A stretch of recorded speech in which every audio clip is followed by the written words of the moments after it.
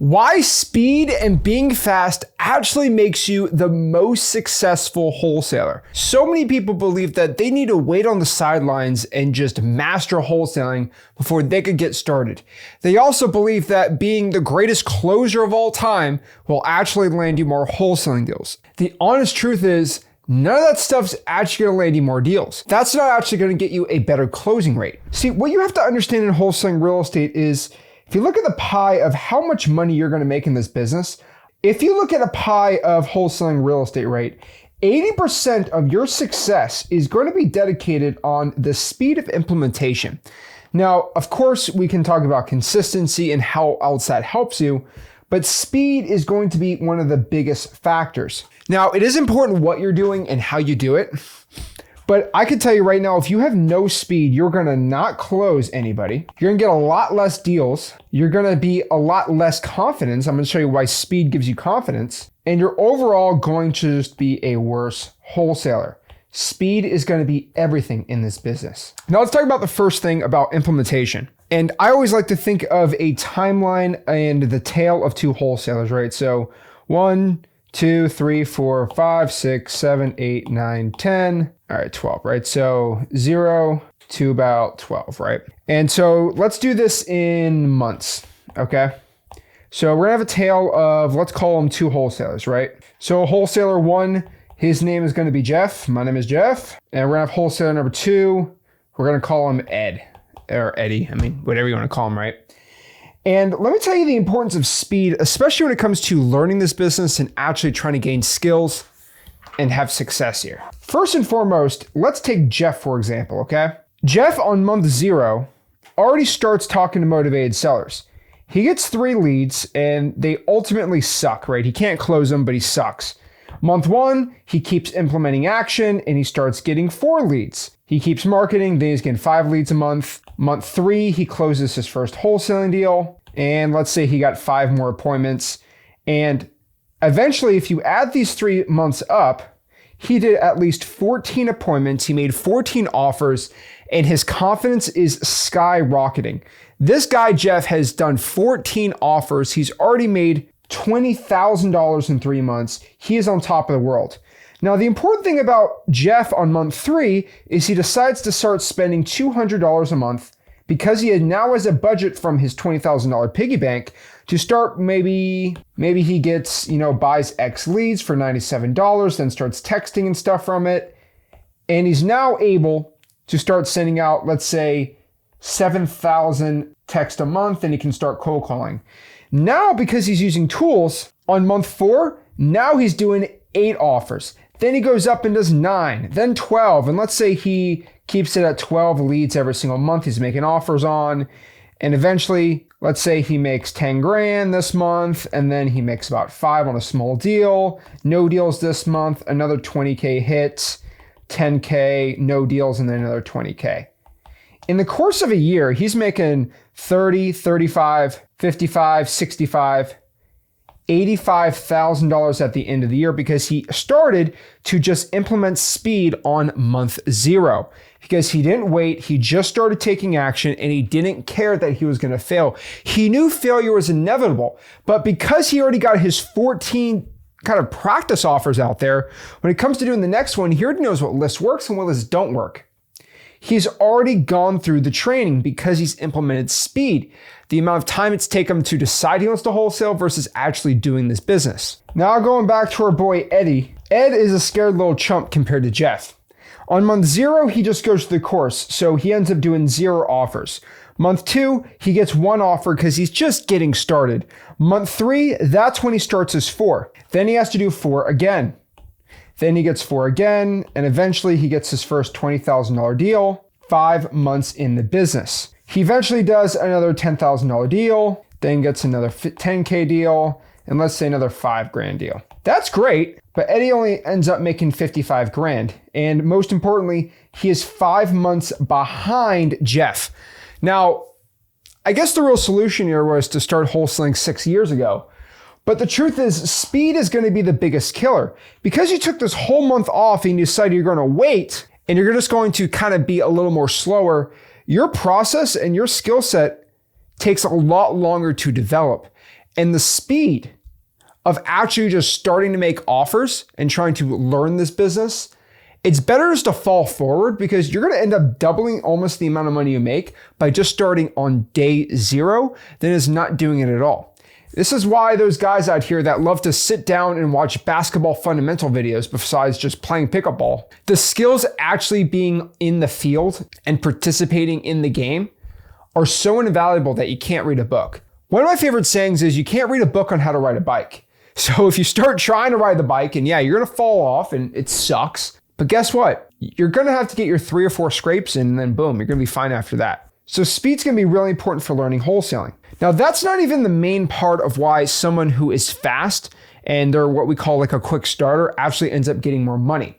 The main reason why people who are faster and quicker end up making more deals versus just, go through those rocky cutscene training montage videos and now their skill set's here so they start making a ton more money and they have more confidence, it's just going to be the speed to the lead.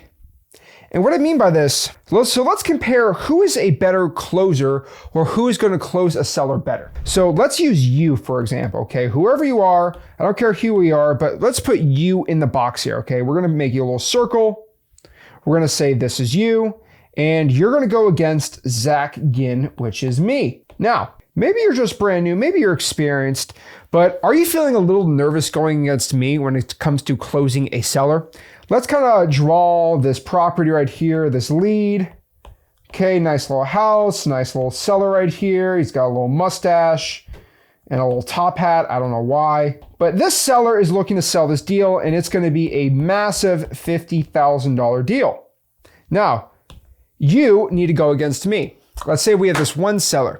Now, on my corner, I have closed over 3,000 wholesaling real estate deals. I'm one of the best closers in the country. I don't claim to be better. I don't compare to be this god of wholesaling, but I closed a lot of deals and I know how to build rapport and make an offer. Versus you, maybe let's say you've only done 2 deals. I've been in wholesaling for 8 years. Maybe you've been in it for 2 years, right? Or maybe it's just your first year, who cares? 9 out of 10 times, if you and I have to go head to head and everything's equal, I am always going to win. I'm always going to beat you. And you really don't have an advantage over me, okay? Unless like guys go to the same church or something, I don't really think you're going to beat me here. But how do so many wholesalers beat me in my market and all over the country? And how can you beat people that are way bigger and stronger than you? Let me give you a little hint. If you had to go against John Jones, who arguably is the scariest human on earth to be in a cage with without any weapons, he's going to beat the living snot out of you. Or use Conor McGregor or Canelo Alvarez or whoever you want to think. If you're in a cage with this person, it's probably not going to end up well for you. But let me ask you something. What if I gave you a knife? Do you think you have an advantage? Yeah. What if I gave you a baseball bat? Yeah, your chances of success drastically go up. And that's basically what you have to do. You have to literally bring a machine gun. That's how you're going to beat me in a battle. And what I mean by this is not a metaphorical weapon. What I mean about is your weapon, it's going to be speed. So let me give you an example here, okay? Again, don't be mad at me, but I'm going to use a timeline here, okay? And we're going to do this timeline by weeks. So we're going to do week 1, and then we're going to do week 5, all right? So week 2, 3, and then 4, and then 5, and then we'll make this one 6, why not? Okay, 6 weeks on a timeline for the seller. Let's say week 1, seller decides that yes, he wants to sell the property. Because if you called him on week 0, for example, and asked him if he wanted to sell, he was going to tell you to get lost, he doesn't want to sell. But for some reason, week 1, something magical happens. He decides he wants to sell and get rid of the property for cash. Now, we're going to color code this. So red is you, and then I am blue. If you decide on week 2 that you're going to go call this seller and see if he wants to sell the property, and you set the appointment and you actually go out here and then make an offer and you get a contract signed, that's pretty dang cool. And I decide that by week 4, I was going to go out here and make an offer to the same seller. What do you think the seller is going to do once you sign a contract on week 2? Well, I've actually done this plenty of times, and let me tell you what actually happens. The seller tells me to go get lost. He already has signed a contract with someone, and he's going to sell it. Now, I could be a real jerk or a pain in your butt and say, well, whatever you offered him, I'm going to pay you more. Well, most sellers say, no, I signed an agreement and I'm sticking to it. Now, sometimes you got bad wholesalers who play games, but most of the time you're not really gonna have to encounter this. Here's the problem. It is gonna be very, very, very difficult for me to beat you here because you already signed a contract. You had a whole 2-week advantage over me. It doesn't matter how bad of an offer you give or how nervous you are. You could have given an offer, and if you just went through my course, wholesaling.com, and you knew generally what to say, you were probably gonna destroy me. And that's kind of the point. If you got in front of that seller 2 weeks before me, it doesn't matter how many skills you have. It doesn't matter how many skills I have.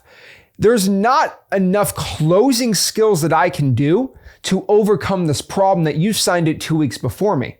I guess I could just hope that you can't find a buyer and hope and pray that works, but that's kind of a bad game to be playing.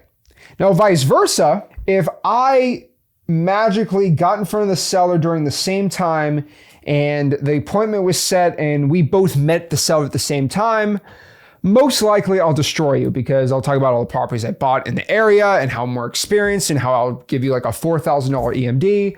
If we compete against each other on the same day, it's probably gonna be very, very tough. So if we talk to the seller on the same day, I'm gonna win. But if I talk to the seller a week after and you already signed a contract, I'm screwed. There's nothing I can really do to beat you.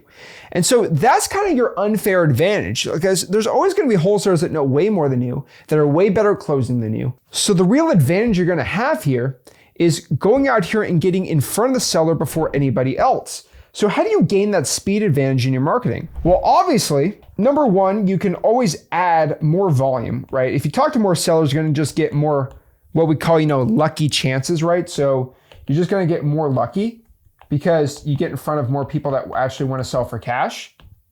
And then if you just add more niche data sets, you're going to get more bang for your buck, which means for every 1,000 calls you make, that's going to be equal to the average wholesaler making 4,000 calls, right? So this is you going to be doing, probates, code violations, kind of just government lists, right? Drying for dollars, right? You're going to definitely do way better than somebody who just pulls like just a regular list of high equities from a regular software. Nothing bad about regular software lists, but they just can't touch niche data. And so this is why speed is going to destroy any of the more experienced wholesalers that spend way more money than you. If you get in front of the seller before anybody else, it's all that matters. And how do you beat a bunch of people like this, right? So if I pull a high equity list every month and start calling it, that's fine. But if I get to the government data set right when the probate got filed, I'm gonna win. If you pull the pre-foreclosure list from the government before I can pull it on a regular software, guess what? You're gonna have a 2-week advantage on me. Pulling the data sets of motivated sellers straight from the courthouse is gonna beat about 80% of your competition. So this is how you win on the speed part. Now, before you kill me again, the last part about how you can sell your wholesaling deals for way more money and actually dispo easier is going to be speed and just being quicker finding motivated sellers. So let's kind of use this Jeff example, right? So if I decide that we're going to use a timeline again, I know, but I like timelines. I don't know why. It's how I visualize things. But let's kind of use a week formula again. So week 1 through 5. And let's say we have this nice signed contract and we lock the deal up for $100,000 and we're looking to sell it for $150,000. So we can then make a nice $50,000 check. That is what we want. A little check there, cha-ching, cha-ching. We are a happy camper. So if we want to have the dispositions process be a lot easier, we need to get the deal sold a lot quicker for a lot more money. The thing I've always found, and this is just the truth, if I have a property right here and I want to go sell this on an auction, if I have 9 people come to this auction and they all give me offers on the property, right? And the highest bidder wins, that's pretty cool. But what would happen if I eliminated bidder 3, bidder 7, bidder 5, and bidder 9? So there's only 1, 2, 3, 4, 5 bidders versus 9. If we have less people bidding on the property versus 9, I'm going to end up making less money overall. When there are more buyers in a market, usually the seller wins. Now, if we increased inventory and we had a bunch of other houses for the bidders, yes, prices will go down. But let's say we have a fixed supply of 1 house and 9 buyers versus 5. Of course, if I had 9 buyers, I'm going to end up selling it for a lot more. And of course, we're not bidding this property on like a bid system. But you got to remember that if I'm able to market to my deal for 2 weeks, right? That's kind of the window I have because we need to close pretty dang quick on week 5, right? That is closing date. That means by week 4, we have to get an assignment signed. We don't really have too much time to dilly-dally, right? But let's say we could extend this time frame. And what I mean by this is if we already had on week 0 a buyer's list of 9 buyers, right? We had those 1, 2, 3, 4, 5, 6, 7, 8, 9 people we could send the deal to on week 0. That means by week 2, I could probably send it to another 9 if I wanted to. And by week 2, I could send it to another 9, which means I sent this deal to 27 cash buyers. Now, if you decided you were not going to get a cash buyers list and you were just going to go start building out your cash buyers on week 0, you'll probably at most be able to send the deal to 7 to 10 buyers by week 2. That means you sent the deal to 7 buyers versus me who was able to send it to 27 buyers. So if I send it to more buyers, I could probably get someone to overpay for it, right? I have a better chance of somebody overpaying for my deal where I won't make 50, I might go actually and make 70 grand because I have more cash buyers. So the problem is if you have no buyers, you're going to spend the first 2 weeks scrambling just to find the buyers versus me where I already have all my buyers for the past 2 or 3 months. I've been actually finding buyers for my deal.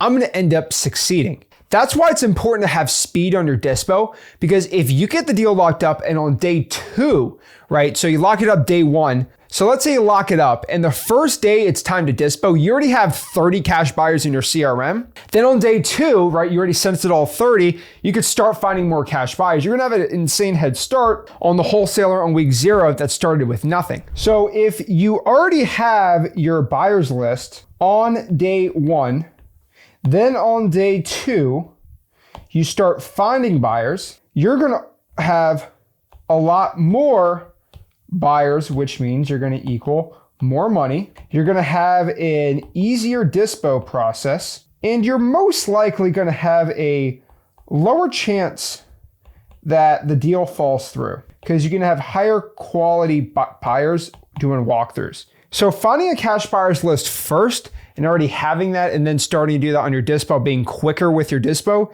is just going to be better. So overall, number 1, if we learn fast, we market fast, which in essence is 3, getting in front of the seller fast, and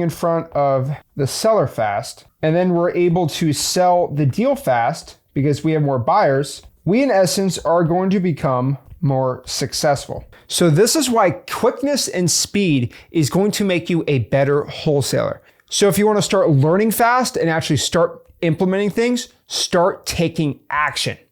So right here, this all comes from action.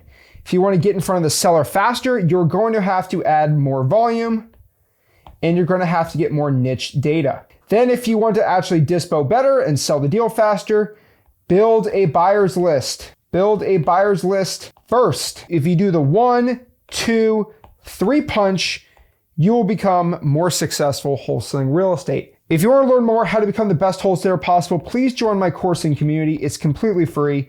It is called freewholesaling.com. It is the only free wholesaling coursing community on the planet. And it also, unironically, is the largest one. Guys, if you want to check me out, go to freewholesaling.com. And like always, if you got any value from this video, make sure you smash the like button, subscribe, and I'll see you soon.